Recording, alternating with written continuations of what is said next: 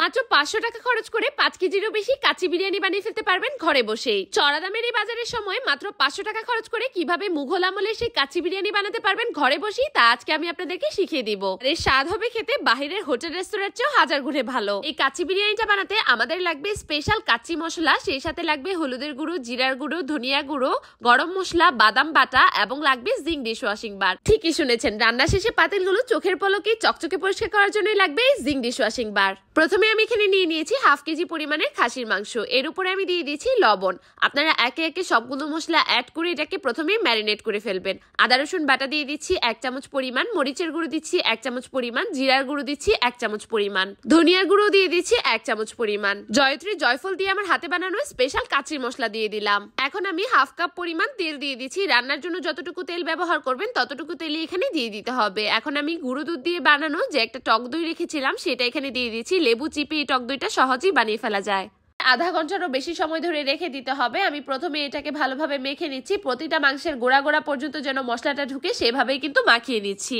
মাখানোর একদম শেষের দিকে আমি এখানে টমেটো সস ব্যবহার করছি। আপনারা চাইলে কিন্তু এখানে টমেটো পেস্টও ব্যবহার করতে পারেন। এবার আবারও ভালোভাবে এটাকে মাখিয়ে রেখে দিচ্ছি। সামান্য পরিমাণে গরম মশলা আমি এটার উপর দিয়ে রেখে দিচ্ছি যাতে একটা ভালো ফ্লেভার ছড়ায়। এবার একটা পাত্রে আমি গরম পানি ফুটিয়ে নিয়েছি। ফুটন্ত পানিতে আবারও কিছু তেজপাতা এবং লবঙ্গ গোলমরিচ দিয়ে সামান্য পরিমাণে লবণ এবং তেল অ্যাড করে দিচ্ছি। এই পানিটার মধ্যেই আমরা চিনি গুঁড়ো চাল দিয়ে দিচ্ছি 1 কেজি পরিমাণে। আপনারা চাইলে কিন্তু এখানে বাসমতি রাইসটাও ব্যবহার করতে পারবেন। চালটাকে আমরা 50% এর মতন সেদ্ধ করে নিব, এর বেশি সেদ্ধ করলে কিন্তু হবে না। আপনাদেরকে আমি উপরে তুলে দেখিয়ে দিচ্ছি 50% সেদ্ধ কিন্তু হয়ে গিয়েছে। এই পর্যায়ে একটা ছাঁকনি চামচ দিয়ে এটাকে নামিয়ে নিতে হবে। চালটা একপাশে তুলে রেখে আমি এখন কাঁচা যে মাংস ম্যারিনেট করে রেখেছিলাম সেটাকে একটা পাত্রের মধ্যে দিয়ে দিচ্ছি। এবার এই মাংসের উপরে আমি কয়েকটা বড় বড় সাইজের ভেজে নেওয়া আলু দিয়ে দিচ্ছি, বেরেস্তা দিয়ে দিচ্ছি 1 কাপ পরিমাণে। এখন এই কাঁচা মাংসটার উপরেই সরাসরি 50% সেদ্ধ হওয়া যে রাইসটা ছিল সেটাকে কিন্তু আমরা ঢেলে দিচ্ছি। একদম সমানভাবে বিছিয়ে বিছিয়ে রাইসটাকে উপরের দিকে দিতে হবে। নিচের দিকে থাকবে কাঁচা মাংস এবং উপরের দিকে থাকবে পোলাওয়ের চাল। একটা চামচ দিয়ে একদম সুন্দরভাবে এটাকে বিছিয়ে দিয়ে দিয়েছি। এখন আমি উপরে কিছু পরিমাণে কিশমিশ দিয়ে দিচ্ছি, ঘি দিয়ে দিচ্ছি 1 চামচ পরিমাণ, কাঁচামরিচ দিয়ে দিচ্ছি কয়েকটা পরিমাণের।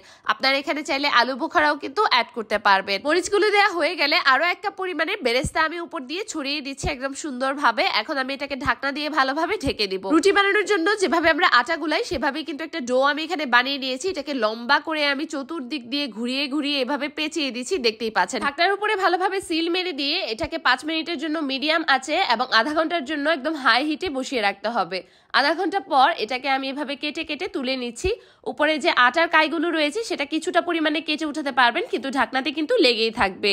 এখন আমি নিচ থেকে আপনাদেরকে নেড়ে চেড়ে দেখাচ্ছি কত সুন্দরভাবে কিন্তু কাচ্চিটা রেডি হয়ে গিয়েছে। এই কাচ্চিটা মুঘল আমলের রাজা বাদশারা খেত এবং একদিনের জন্য কাঁচা মাংসের উপর পোলাও ঢেলে আপনারাও কিন্তু কাচ্চি বানিয়ে রাজা বাদশার ফিল নিতে পারেন এবং ফিল করতে পারেন আপনিও কোটি টাকার মালিক। আর এখন পাত্রের অবস্থা কিন্তু 12টা বেজে গিয়েছে, আটা দিয়ে একদম দলা দলা হয়ে গিয়েছে। এই পাত্র ধোয়া কিন্তু জিং ডিশওয়াশ বার ছাড়া সম্ভবই না। এখন আমি পাত্রটাকে ধোয়ার জন্য জিং ডিশওয়াশ বার নিয়ে নিচ্ছি। দেখতেই পাচ্ছেন এই ডিশওয়াশ বারের সাথে কিন্তু একটা সুন্দর বক্সও আসে। আর এই ডিশওয়াশ বার ছাড়া আমি কোনো পাত্রে কিন্তু মাজতে পারি না। এই জিং ডিশওয়াশিং বার কিন্তু প্রচুর ফেনা তোলে। দেখতেই পাচ্ছেন কিরকম মোটা কঠিন আটার দোলাও উঠিয়ে ফেললো আর চোখের পলকে পাতিলটা করে তুললো চকচকে পরিষ্কার।